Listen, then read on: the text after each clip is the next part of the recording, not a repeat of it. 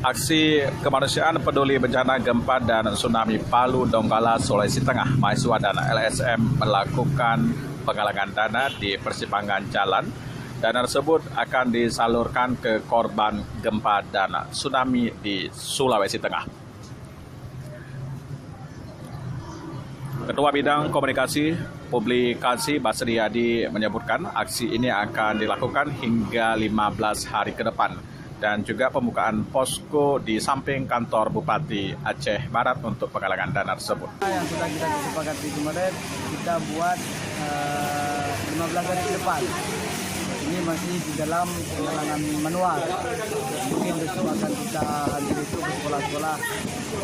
Itu untuk buka rekening, insya Allah hari Senin kita buka rekening. Jadi kalau misalnya ada saudara-saudara yang ingin transfer beberapa transfer bisa melalui rekening agar mempermudah yang ingin menyumbangkan. Selain itu, hasil lanjutan akan dilakukan hingga ke sekolah dan perkantoran serta pembukaan rekening donasi. Dari Melabuh Aceh, Dimas Wadi melaporkan.